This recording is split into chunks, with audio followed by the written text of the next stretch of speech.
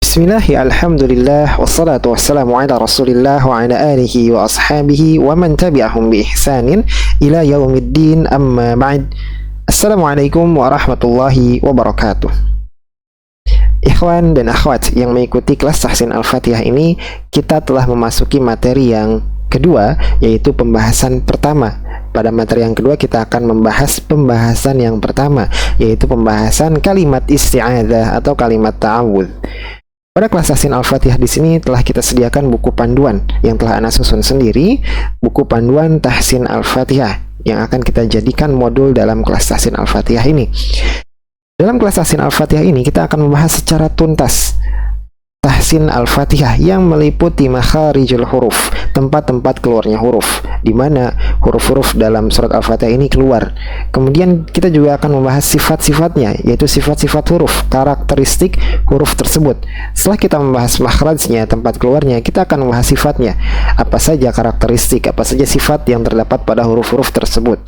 Kemudian kita juga akan membahas hukum-hukum tajwid yang berkaitan dengan surat Al-Fatihah ini. Ada mad di sana, ada juga alif lam syamsiyah, alif lam qamariyah, dan hukum-hukum tajwid lainnya. Kemudian kita juga akan membahas kesalahan-kesalahan yang biasa terjadi dalam membaca Quran surat Al-Fatihah. Baik itu kesalahan yang khafi, kesalahan yang samar, yang tidak sampai mengubah makna, ataupun itu adalah kesalahan yang jali, kesalahan yang jelas yang sampai mengubah makna. Itu kita akan bahas pada kelas Tahsin Al-Fatihah ini. Baik, kita langsung masuk ke pembahasan yang pertama, yaitu pembahasan kalimat isti'adzah. Pembahasan yang pertama, kalimat isti'adzah, yaitu bacaan. Silahkan disimak dengan baik bacaan isti'adzah yang akan Anda praktekkan. A'udzu billahi minasy syaithanir rajim. Ana ulangi, simak sekali lagi. A'udzu billahi minasy syaithanir rajim. Baik, itu adalah bacaan kalimat isti'adzah atau ta'awudz yang dianjurkan untuk dibaca sebelum kita memulai bacaan kita dalam Al-Quran. Ya, kata Allah Subhanahu wa Ta'ala berfirman, "Fa idza qara'tal Qur'ana fasta'idz billah." Apabila engkau hendak membaca Al-Quran, maka beristi'adzahlah, ya, memohon perlindunganlah kepada Allah Subhanahu wa Ta'ala, itu dengan membaca salah satunya adalah kalimat isti'adzah yang ada di hadapan antum. Kemudian kita bahas huruf yang pertama pada kalimat ta'awudz ini, yaitu huruf hamzah.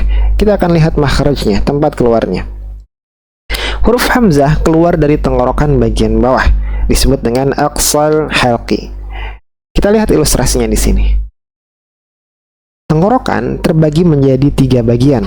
Ada tenggorokan bawah, ada tenggorokan tengah, ada tenggorokan atas. Ya. Pada tenggorokan bawah di sini keluar huruf hamzah. Keluar huruf hamzah, disebut dengan aqsal halqi. Baik, ini mudah insya Allah karena hamzah ini sebagaimana kita mengucapkan huruf a dalam bahasa kita. Ini hamzah. Kita lihat sifatnya, karakteristiknya. Hamzah memiliki sifat yang pertama syiddah. Syiddah ini berkaitan dengan suara, ya. Syiddah ini berkaitan dengan suara, yaitu tertahannya aliran suara disebabkan tertutupnya makhraj. Taib, syiddah berarti aliran suara tertahan, ya, aliran suara tertahan. Ya, taib. Bagaimana kita mengetahui suatu sifat, ya, dalam satu huruf, atau bagaimana kita mengetahui sifat-sifat pada suatu huruf, ya? Caranya adalah dengan mensukunkan huruf yang ingin kita ketahui. Misal kita ingin mengetahui huruf hamzah, kita sukunkan huruf hamzah, kemudian kita awali dengan huruf yang lain, misalnya dengan huruf ba berharokat fathah, ba, jadi ba fathah bertemu dengan hamzah sukun, maka kita akan rasakan sifat hamzah sukun. Kita akan merasakan sifat hamzah itu, huruf hamzah. Ya, diantaranya adalah sifat syiddah, suaranya tertahan. Ba, bukan ba. Nah, itu masih mengalir suaranya, tapi langsung mati, suaranya langsung tertahan. Ba. Nah, ini adalah sifat syiddah pada huruf hamzah. Baik. Adapun pada hamzah yang kita baca dalam kalimat ta'awudz ini tidak akan terasa aliran suaranya tertahan karena dia tidak dalam keadaan sukun, ya. Kemudian Sifat yang kedua jahar. Jika yang pertama itu berkaitan dengan suara, yang kedua di sini berkaitan dengan nafas. Jahar yaitu suara yang jelas disebabkan tertahannya nafas dalam jumlah yang besar, disebabkan mengumpulnya atau saling bertemu dan bergetarnya kedua pita suara. Ya, jadi jahar ini adalah sifat yang menjadikan nafas kita tertahan dalam jumlah yang besar ya, jumlah yang besar. Berarti masih ada nafas yang mengalir, hanya saja sedikit sekali ya dibandingkan nafas yang tertahan.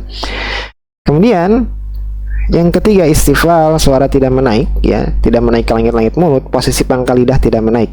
Kemudian yang keempat ada infitah ya, yaitu sebagian besar suara tidak tertahan antara lidah dan langit-langit atas. Nah, ini huruf hamzah hamzah fathah. Perhatikan kaidah yang perlu kita perhatikan ya dalam mengucapkan huruf berharokat fathah. Contohnya di sini hamzah berharokat fathah mengucapkan hamzah berharokat fathah itu dengan cara membuka rahang atas dan rahang bawah kita secukupnya, sewajarnya. Jangan berlebihan seperti orang yang hendak berteriak atau nanggung seperti orang yang tidak mau berbicara. Ya, jadi jatuhnya kalau kita membaca seperti orang yang nanggung, itu kurang sempurna atau tidak sempurna. Atau kita membuka mulut kita ya lebar seperti orang yang hendak berteriak, ini juga berlebihan, tidak dibenarkan ya. Jadi fathah itu pertengahan, tidak dibenarkan juga yang mengatakan hamzah itu dibuka dengan 3 jari, selebar 3 jari. Ini juga tidak dibenarkan karena jatuhnya nanti berlebihan. Ya, hamzah tidak seperti itu, atau huruf berharokat fathah tidak seperti itu. Ya, jadi kaidah pengucapan huruf yang berharokat fathah itu adalah dengan membuka rahang kita secukupnya, sewajarnya, tidak nanggung, tidak berlebihan juga. Jadi suaranya sempurna, bagus ya. Baik. Ini berlaku untuk semua huruf berharokat fathah. Lanjut, kita masuk ke huruf setelahnya, huruf ain. Huruf ain ini keluar dari tenggorokan bagian tengah. Ya, jika tadi hamzah dari tenggorokan bagian bawah, ain ini tenggorokan bagian tengah, disebut dengan wastul halqi. Wastul halqi. Kita lihat ilustrasinya di sini. Nah, ini adalah tenggorokan bagian tengah. Ya. Ini tempat keluarnya ain. Di sini ada seperti katup ya. Kalau kita perhatikan, di sini ada seperti katup. Nah, ini adalah katup yang dia menyempit ya. Dia menyempit. Katup ini menyempit. Baik. Ya, katup ini menyempit ya ketika mengucapkan huruf ain, tapi tidak sampai menutup ya. Dia menyempit ya, mendekati dinding tenggorokan bagian belakang ya. Jadi suaranya seperti ada yang tertahan sedikit ya, karena nanti kita akan lihat pada sifat huruf ain ya, ada sifat pertengahan antara tertahan dan mengalir pada suara. Baik, huruf ain seperti ini ya. Jika kita bandingkan ilustrasi pengucapan atau makhraj huruf ain dengan huruf hamzah, kita lihat pada bagian katupnya. Pada huruf ain di sini katupnya menyempit, katup menyempit ya. Adapun pada huruf hamzah katup terbuka lebar. Nah, inilah perbedaan huruf ain dengan huruf hamzah ya, karena ada yang masih tertukar atau ada yang masih bacaannya sama antara hamzah dan ain. Baik. Kita lihat sifat yang pertama pada huruf ain. Sifat yang pertama ini bainiyah. Apa? Bainiyah, yaitu pertengahan antara sifat syiddah, apa tadi syiddah, suara tertahan, aliran suara tertahan ya. Kemudian dan rakhawah ya, syiddah dan rakhawah. Syiddah aliran suara tertahan ya, tertahan, lawannya adalah rakhawah, yaitu suara mengalir. Ada pertengahan antara syiddah dan rakhawah, yaitu bainiyah. Bainiyah, pertengahan antara syiddah dan rakhawah. Artinya suaranya mengalir pertengahan, tidak terlalu panjang, tidak juga langsung berhenti. Ini adalah sifat bainiyah. Nah, sifat bainiyah. Baik, bagaimana kita mengetahui sifat bainiyah pada huruf ain? Sebagaimana yang tadi Ana contohkan di awal dengan mensukunkan huruf ain. Ba. Terdengar ya, suara mengalir. Ba, bukan ba. Itu huruf ainnya langsung mati. Nggak ada aliran suara, itu tidak tepat ya, atau keliru. Jadi huruf ain ini mengalir setengahnya ya, pertengahan. Ba. Nanti akan ada huruf ain sukun pada ayat di surat Al-Fatihah ya. Baik. Kemudian yang kedua jahar, suaranya jelas disebabkan tertahannya nafas ya. Jadi sama seperti hamzah, ada sifat jahar ya. Kemudian yang ketiga istifal, yang keempat infitah ya. Baik, ini huruf ain. Au, au, au. Perhatikan huruf ain berharokat dhammah. Huruf ain berharokat dhammah. Ya, ini adalah harokat dhammah. Huruf ain berharokat dhammah di sini. Kita telah mengetahui kaidah pengucapan hamzah, telah mengetahui kaidah pengucapan fathah di awal tadi. Lalu bagaimana kaidah pengucapan huruf berharokat dhammah? Kaidahnya adalah dengan mengumpulkan bibir atas dan bibir bawah ke depan. Sama seperti kita mengucapkan huruf ya, mengumpul ke depan ya, tapi jangan sampai berlebihan juga ya, secukupnya, sama, semua sewajarnya. Fathah dhammah sempurnakan perpindahan dari fathah kepada dhammah ya, dari fathah ke dhammah pada kata a'udzu,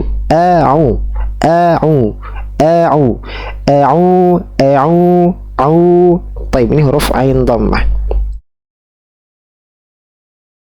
Kemudian setelah huruf ain dhammah ada waw mad ya. Waw mad ini adalah huruf waw sukun yang sebelumnya huruf berharokat dhammah ya. Jadi huruf ain dhammah bertemu dengan waw sukun. Nah, waw sukun di sini adalah waw mad yang menjadikan bacaan huruf ain panjang. A'udzu.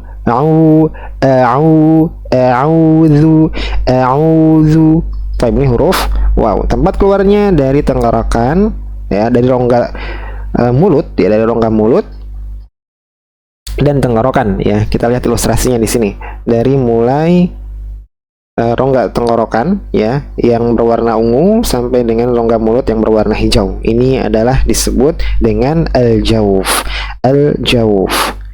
Sifatnya tebal tipis mengikuti huruf sebelumnya ya. Nanti ada huruf yang tebal, ada huruf yang tipis. Suaranya mengikuti huruf sebelumnya. Jika huruf sebelumnya bersifat tebal ya, gitu tebal ya, bersifat tipis ya, itu nanti mengikuti. Contoh ain ini tipis ya, jangan itu tebal ya, tapi tipis.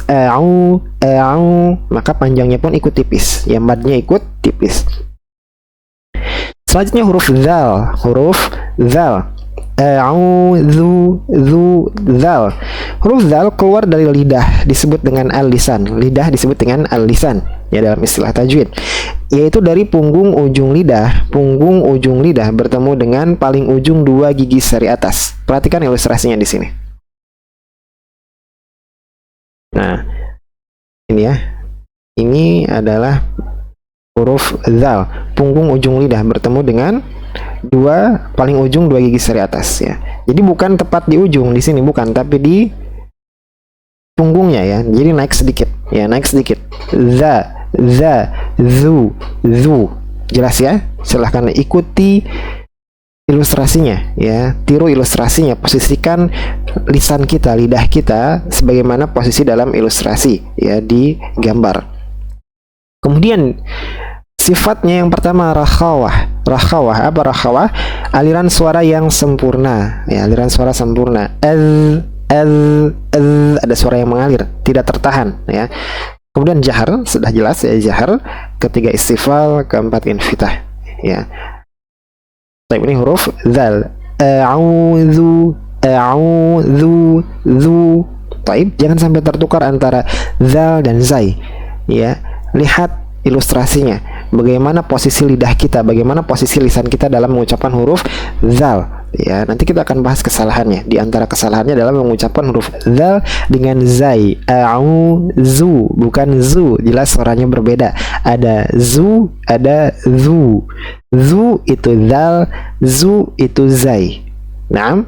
Baik. Kita akan bahas lebih lanjut tentang kesalahannya nanti di akhir. Selesai kata yang pertama, a'udzu. Lanjut ke kata selanjutnya, billahi. Hurufnya yang pertama adalah huruf ba. Huruf ba keluar dari kedua bibir, disebut dengan asyafatan ya, yaitu dengan mempertemukan dua bibir, bibir atas dan bibir bawah. Ba kita pertemukan ya. Baik, kita lihat ilustrasinya. Nah, di sini bibir atas dan bibir bawah bertemu, ya, bibir atas dan bibir bawah bertemu. Ini adalah huruf ba, ya.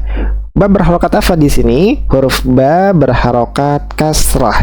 Bi. Bagaimana mengucapkan huruf berharokat kasrah? Jika kaidah fathah itu adalah membuka rahang atas dan rahang bawah. A. Jika dhammah itu adalah mengumpulkan bibir keduanya ke depan. U.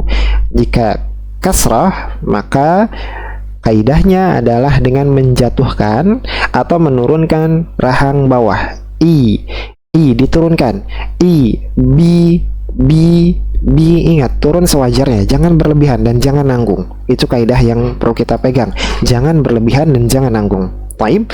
Nah, ini huruf ba berharokat kasrah. Bi, ya, tipis, jangan tebal. B, bukan B tapi B, bukan B. Kalau B itu tidak sempurna, ya, pengucapan huruf ba kasrahnya tidak mengikuti kaidah yang seharusnya. Tapi yang benar adalah B, tipis. B, ya. Sifat yang pertama syiddah, ya, setelah kita ketahui apa itu syiddah, yang kedua jahr, yang ketiga istifal, yang keempat infitah, dan yang kelima ada sifat qalqalah. Sifat qalqalah yaitu keadaan suara yang memantul, ya, suara memantul ketika sukun.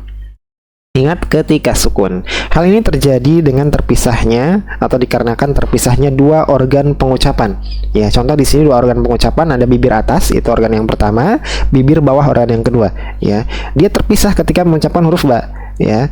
Ketika sukun dia juga terpisah. Ab, kita sukunkan kemudian kita lepas dua organ tersebut, maka akan terjadi pantulan sebagaimana bola memantul ke lantai atau ke dasar, ya. Maka ketika memantul bola terpisah dari lantai atau dari dasar, itu terjadilah suara pantulan.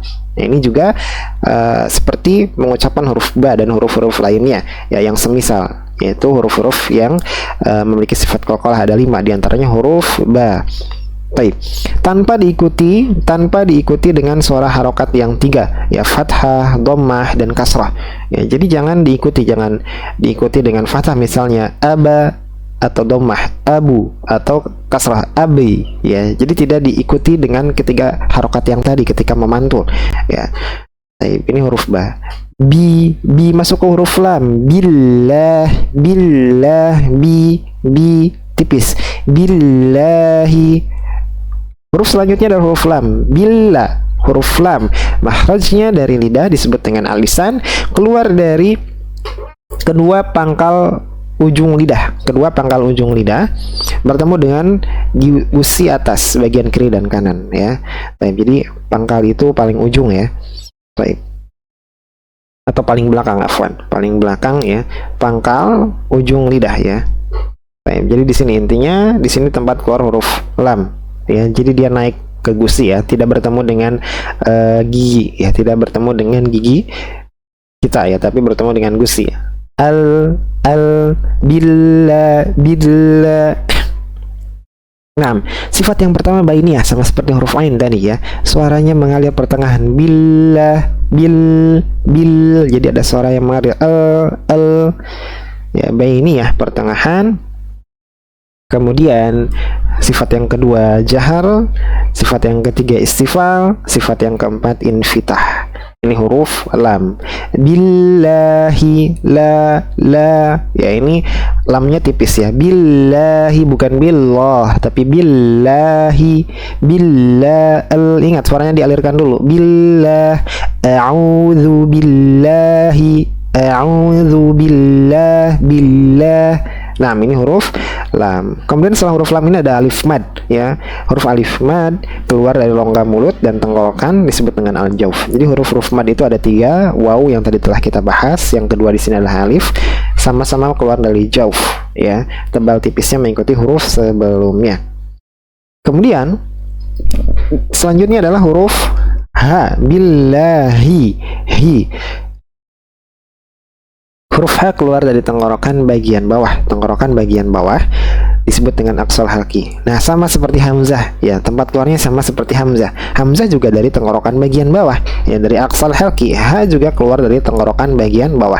Tapi suaranya kok bisa beda? Ya, karena sifatnya yang membedakan suaranya, ya. Taib. Sifat yang pertama rakhawah. Ya, kalau hamzah tadi syiddah, suaranya tertahan.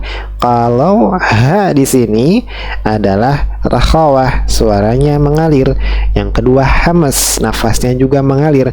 Hi.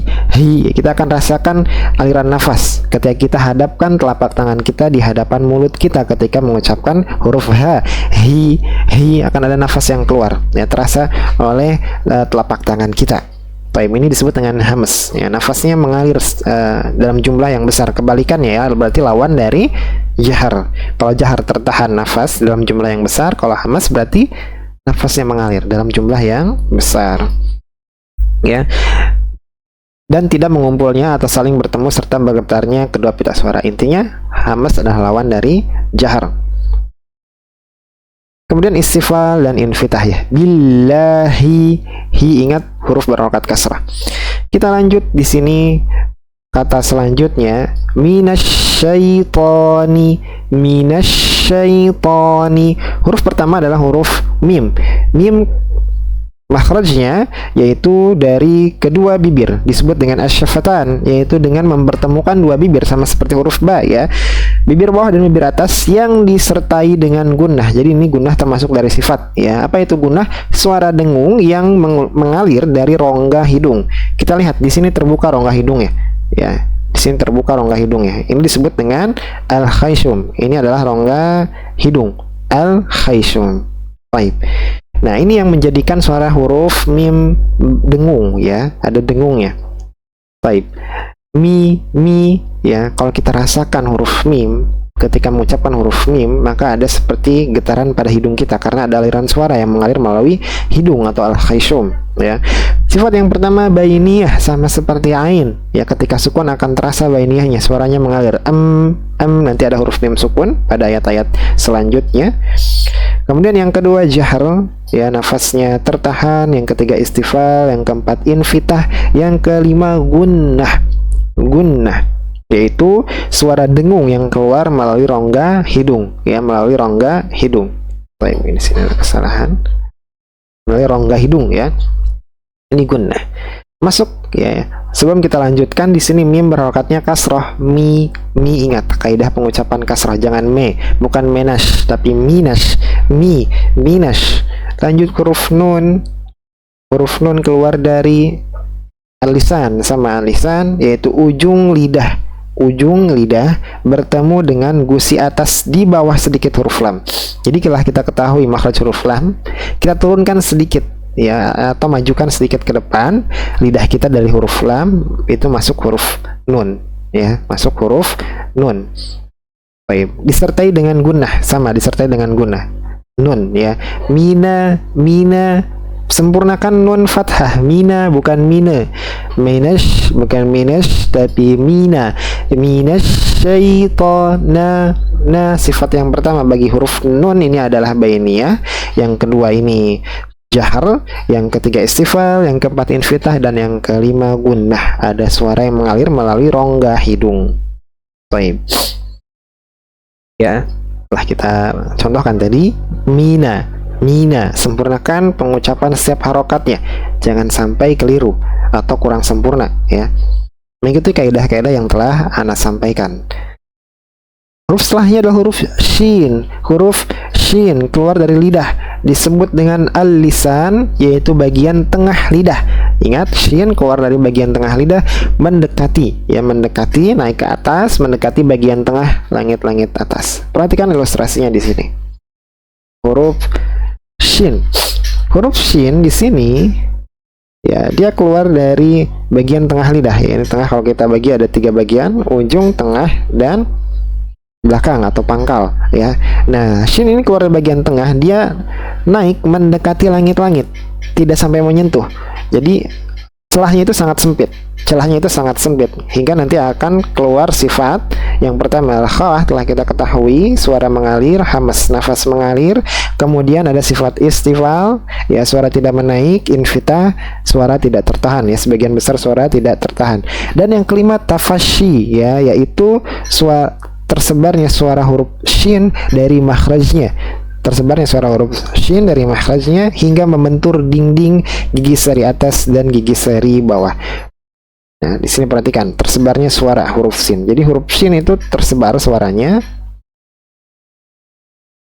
ini ya, karena himpitan suara jadi sedikit nyaring suaranya dan hingga membentur antara gigi seri atas dan gigi seri bawah. Ya, ini huruf shin ya, suaranya mengalir ya. Minash, alirkan dulu suaranya. Minasya, bukan minasa tapi minasya. Ingat, bagian tengah lidah menaik. Ikuti ilustrasi yang ada di layar. Ini huruf shin. Lanjut huruf ya. Ini huruf ya bukan mad ya. Ada ya mad, ada ya bukan mad. Ini ya yang bukan mad. Sama keluarnya dari tengah lidah ya, dari bagian tengah lidah. Namun dia tidak sampai menyempit ya, jadi celahnya lebih lebar daripada huruf shin antara bagian tengah lidah dengan langit-langit atas ya. Ini huruf ya. Sifat yang pertama rakhawah, suaranya mengalir. Yang kedua jahar ya, nafasnya tidak mengalir atau tertahan dalam jumlah yang besar. Yang ketiga istifal. Yang keempat infitah. Syai, ingat sya fathah bertemu huruf ya sukun. Syai ya, huruf ya sukun ini seperti huruf kasrah ya, menjatuhkan rahang bawah. Syai bukan syai tapi syai, sempurnakan. Syai, a'udzu billahi minasy syai, suaranya mengalir. Syai ya, mengalir suaranya.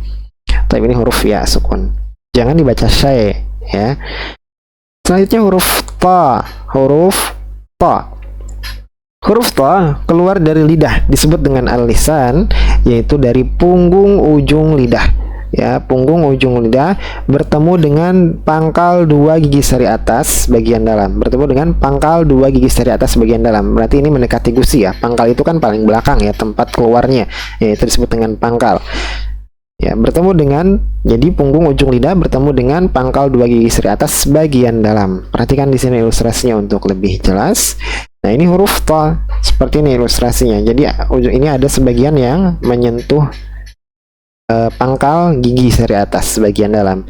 Ta ya. Jadi ada bagian ujungnya dia menyentuh gigi seri ya, pangkal gigi seri, kemudian punggungnya menyentuh gusi. Jelas ya? Ini ilustrasinya, silahkan ditiru. Kita lihat sifatnya. Ini penting untuk huruf to dan huruf-huruf yang semisalnya.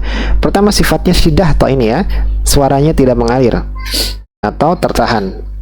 Kemudian sifat yang kedua jahar, nafasnya tertahan dalam jumlah yang besar. Isti'ala, nah di sini ya, isti'ala perlu diperhatikan. Jika sebelumnya kita membahas istifal ya, suara tidak menaik. Ada isti'ala lawan dari istifal, suaranya menaik ya, suaranya menaik ke langit-langit mulut. Suara menaik ke langit-langit mulut, posisi pangkal lidah menaik ya. Ini isti'ala. Apa yang menyebabkan suara menaik ya? Karena dia pangkal lidahnya menaik. Jadi suara ikut naik ke sini ya. Ini suara ikut naik. Disebut dengan isti'ala. Kita akan contohkan lebih lanjut. Kita selesaikan dulu sifatnya. Kemudian di sini itbaq, yaitu sebagian besar suara tertahan antara lidah dan langit-langit atas ya. Di sini ada cekungan, kita lihat.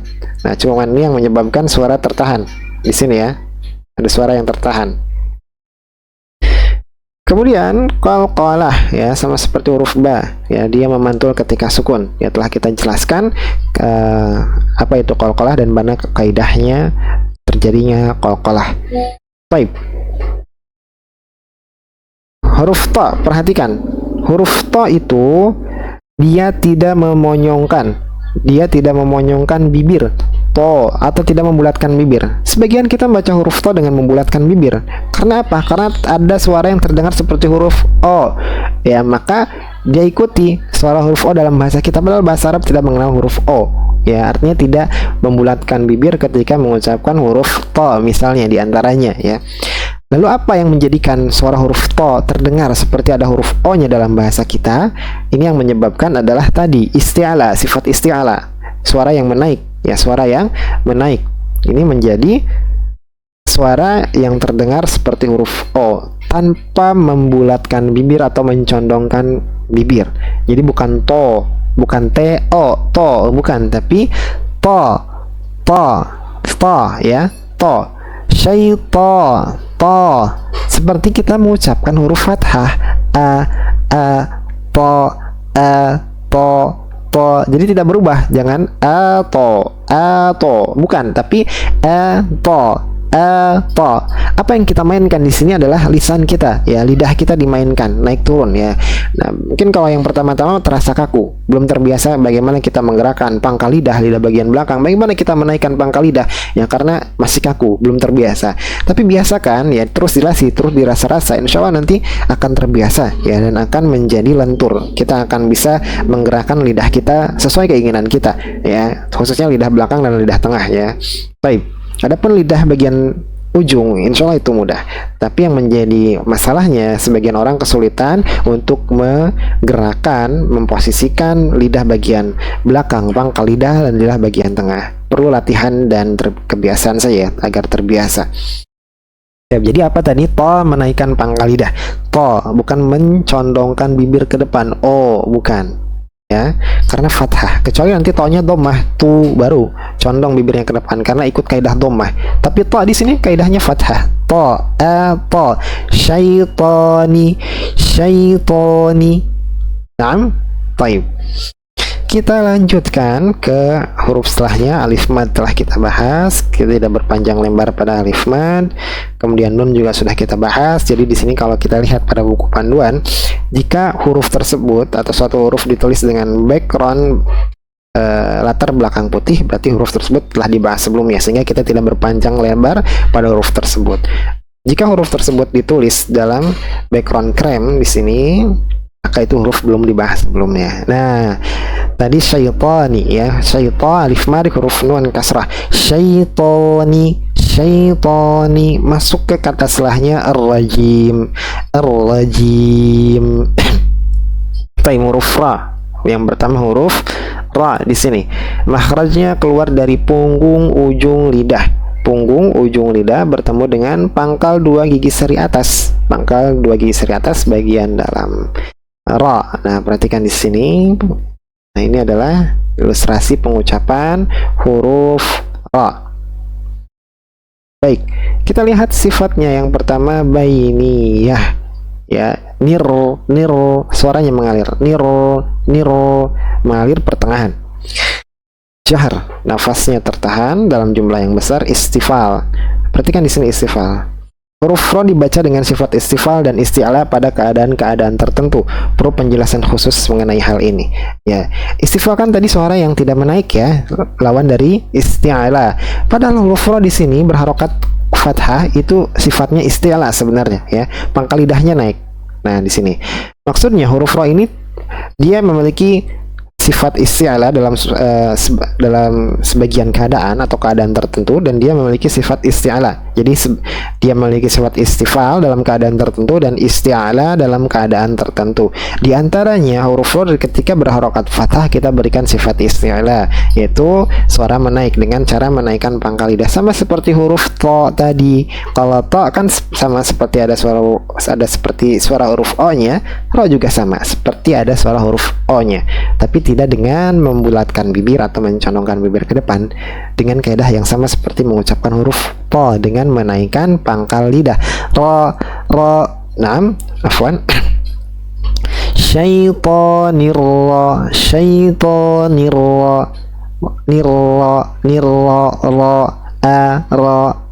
ro, bukan ro, tapi ra, syaitonirra, bukan syaitonirrojim, ro, bukan, ya. Tidak dengan mencondongkan bibir ke depan atau membulatkan bibir, tapi dengan menaikkan pangkal lidah. Ini disebut dengan sifat isti'la. Sifat selanjutnya infita, yang kedua inhiraf. Inhiraf ini adalah suara yang penyimpang, ya, suara yang menyimpang. Ya, jadi penyimpangan suara atau menyimpangnya suara karena aliran tidak sempurna disebabkan adanya bagian lidah yang menghalangi keluarnya suara, ya, jalannya suara. Jadi huruf ra, ya, dia ada suara yang menyimpang, ya. Baik. Takrir, yang keenam ini takrir, ya. Takrir ini bergetar. Jadi ro ini bergetar. Ada getaran, ya, pada lisan, tapi ini getaran yang ringan, bukan syaitor, ya, afwan, syaitonir, ya, jangan berlebihan.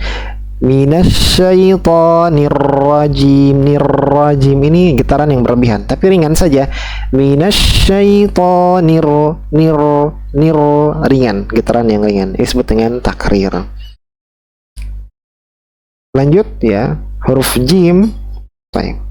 Huruf jim keluar dari lidah ya, lisan bagian tengah ya, mendekati bagian tengah langit-langit atas. Jadi ada 3 huruf yang keluar dari lidah bagian tengah. Ada shin tadi telah kita bahas, ada ya bukan mad juga telah kita bahas ya. Nah, kemudian yang ketiga ini adalah huruf jim. Perbedaannya, kalau shin tadi dia menghimpit ya, tapi tidak sampai menyentuh, celahnya sempit. Kalau ya tadi dia celahnya lebih lebar daripada huruf shin, sama-sama dari bagian tengah lidah yang menaik ke atas. Kalau jim dia sampai menyentuh bagian atas langit-langit tengah ya. Baik. Ini huruf jim. Ja, ji ya, sifatnya syaddah, jahar, istifal, kemudian infitah dan qalqalah, memantul ketika sukun. Syaitonirrajim. Jim, ingat ini sifatnya jahar, nafasnya nggak terkeluar banyak, jangan cim ya, bukan nirrajim. Kalau nafasnya keluarnya besar, nanti jatuhnya mendekati huruf C dalam bahasa kita ya, hati-hati, bisa mengubah suara ya, bisa mengubah huruf juga. Baik. Lanjut setelahnya ya mad ya. Tadi kita telah bahas waw mad, alif mad, dan ini ya mad ya, yaitu keluar dari al-jauf ya, rongga tenggorokan dan rongga mulut. Tebal tipisnya mengikuti huruf sebelumnya. Terakhir di sini huruf mim ya, telah kita bahas juga huruf mim. Ingat mim di sini kita baca sukun ya ketika mengucapkan isti'adzah karena dia waqaf. Jadi mad arid li sukun. Dia waqaf kita sukunkan. Maka ketika sukun akan terasa aliran suara bainiyahnya pada sifat huruf mim ya. A'udzu billahi minasyaitonir rajim. Alirkan suaranya ya. Alirkan suaranya pertengahan, jangan jim langsung mati, jangan ya. Ini tidak tepat, tapi alirkan suaranya. Nah, telah selesai kita bahas makhraj dan sifat-sifat huruf. Anda contohkan sekali lagi ya, sebelum kita masuk pada mad, hukum tajwid dan kesalahan-kesalahan yang biasa terjadi. Simak dengan baik, memperhatikan makhraj yang telah kita bahas dan sifat-sifat yang telah kita bahas. A'udzu billahi minasyaitonir rajim. Baik. Ini membaca kalimat isti'adzah atau ta'awudz dengan makhraj dan sifat yang telah kita jelaskan tadi.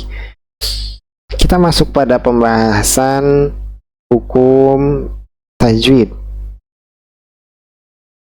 Hukum tajwid yang berkaitan pada kalimat isti'adzah. Di sini yang pertama ada mad tabi'i. Ya, mad tabi'i bacaan panjang 2 harokat. Baik, bacaan panjang 2 harokat ya.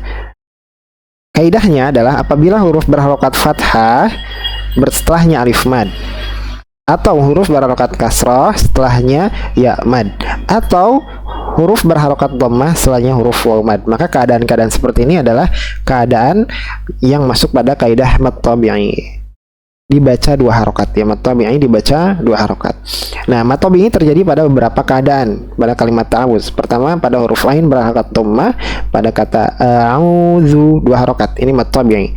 A'udzu ain dhammah itu dibaca mad tabi'i 2 harokat. Kemudian pada lam, pada lafaz jalalah Allah, billahi, ini juga mad tabi'i, la ya, huruf lam pada lafaz jalalah Allah. Nah, di sini mana nggak ada tanda alif madnya ya. Jika kita melihat pada Rasam Utsmani, jika di sini ikhwan dan akhwat yang baca Al-Quran menggunakan Rasam Utsmani, Al-Quran standar Madinah, kita tidak akan mendapati alif mad pada lafaz jalalah Allah setelah huruf lam. Umumnya pada mushaf atau Al-Quran cetakan Indonesia, cetakan Kemendag atau cetakan selain Rasam Utsmani, itu ada alif kecil ya di atas huruf lam yang menunjukkan lam harus dibaca 2 harokat. Tapi kenapa pada Rasam Utsmani atau sebagian mushaf, khususnya Rasam Utsmani, mushaf standar Madinah atau standar timur Tengah yang lainnya, alif pada lafaz jalalah Allah di atas huruf lam tidak ditulis. Ya, pada mushaf di sini ada catatan kaki. Pada mushaf Rasam Utsmani atau standar Madinah, huruf lam pada lafaz jalalah Allah tidak diberikan tanda alif mad ya di atasnya, namun tetap wajib dibaca panjang. Hal ini dikarenakan lafaz jalalah Allah sering ditulis dan sering diucapkan. Selanjutnya yang ketiga ada pada huruf ta fathah ya, syaitani, ini juga mad tabi'i. Selanjutnya ada mad arid lis sukun. Mad arid lis sukun, apa itu mad arid lis sukun? Mad arid lis sukun yaitu bacaan mad panjang 2 atau 6 2 atau 4 atau 6 harokat. Kita bisa memilih ya. Kita mau 2 boleh, mau 4 boleh, mau 6 boleh ya. Yaitu apabila mad tabi'i tadi telah kita ketahui. Afwan, videonya terjeda.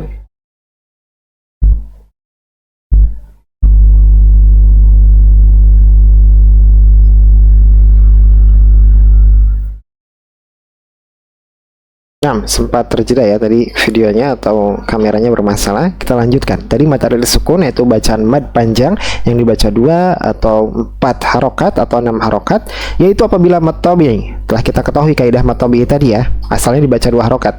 Ya, apabila mad tabi'i bertemu dengan huruf yang berharokat, ya huruf yang berharokat.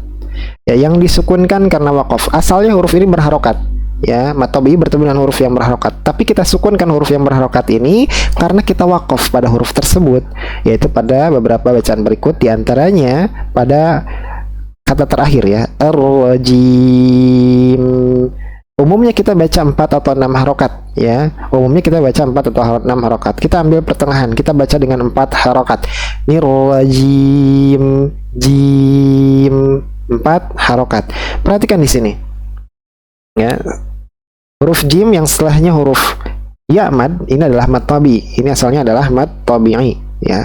Kemudian dia bertemu dengan huruf yang berharokat mim. Di sini berharokat kasrah jimi, mi. Tapi kita sukunkan huruf mim. Kenapa kita sukunkan huruf mim? Karena kita wakaf. Apa itu wakaf? Berhenti di sini. Kalau kita wakaf pada suatu kata, maka huruf terakhirnya kita sukunkan. Ini disebut dengan wakaf ya. Maka dibaca panjang 2, 4 atau 6 harokat. Kita boleh milih. Kita lihat catatan kaki di sini. Seorang pembaca memilih salah satu dari ketiga bacaan panjang ya. 2 harokat atau 6 harokat atau 4 harokat. Ya, kalau sudah memilih salah satunya, maka hendaknya konsisten dalam pilihan tersebut hingga selesai membaca Al-Quran. Kita baca 2 semua mad arid lis sukun, kita baca 2 harokat. Kalau 4 semuanya 4, kalau 6 semuanya 4. Jangan kita variasikan 1 4, 1 2, ya, yang satunya lagi 6. Tidak boleh ya. Baik, ya. Jadi dibaca 4 harokat. A'udzu billahi minasyaitonir rajim. Nah, 4 harokat. Kemudian ada yang disebut dengan alif lam syamsiyah. Alif lam syamsiyah adalah huruf alif lam yang melebur ya. Alif lam melebur artinya nggak dibaca ya, nggak dianggap alif lamnya, tidak dibaca pada huruf yang melebur pada huruf setelahnya apabila bertemu dengan huruf-huruf berikut. Jadi kalau ada alif lam bertemu dengan huruf-huruf di sini ya, ta, sa, dal, zal, ra, zai, sin, shin, sod, dod, to, dho, lam, dan nun, ini disebut dengan alif lam syamsiyah. Artinya alif lamnya nggak dibaca ya. Maka kita lihat billah ini bertemu dengan lam, billah bertemu dengan lam. Asyaiton ya, minash bukan minal tapi minash ya, masuk langsung ke huruf shin di sini, minash ya. Kemudian ra, ar-rajim, minasyaitonir rajim. Nah, sini huruf ra ya, masuk langsung ke huruf ra, lebur, bukan syaitonil, bukan syaitonil ya. Baik. Kesalahan yang biasa terjadi, kita masuk kesalahan yang biasa terjadi, yaitu lahan jali. Lahan jali, kesalahan yang jelas ya. Jadi kesalahan itu lahan, jali itu jelas. Adalah kesalahan yang tampak, yang sampai pada mengubah makna suatu kata, baik itu disebabkan mengubah huruf, mengubah harokat, atau tidak memberikan sifat yang semestinya pada suatu huruf. Di antaranya, ya intinya lahan jali ini sampai mengubah makna. Ya, jadi Hati-hati dalam lahan jali ini. Contohnya huruf lain ya. Pada kata a'udzu dibaca dengan hamzah au ya, au bukan au tapi au. Jelas ini kesalahan. Mengubah huruf ain menjadi hamzah adalah suatu kesalahan yang jelas ya. Kemudian membaca huruf hamzah pada kata a'udzu dengan huruf lain. Sebaliknya kalau tadi hamzah ini ain a'udzu. Ini juga kesalahan yang jelas ya, yang jali, yang wajib untuk dihindari ya. Kemudian huruf dzal, membaca huruf dzal pada kata a'udzu dengan huruf dal a'udu ya, ini jelas mengubah huruf. Membaca huruf zal pada kata a'udzu dengan huruf zai, a'udzu. Zal itu dari ujung lidah bertemu dengan dua gigi seri atas. Kalau zu itu ujung lidahnya bertemu dengan gigi seri bawah bagian dalam. Ya, jelas makhrajnya pun berbeda. Ya, jadi jangan sampai salah.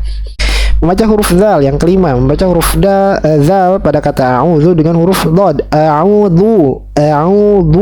Ini juga kesalahan yang jali.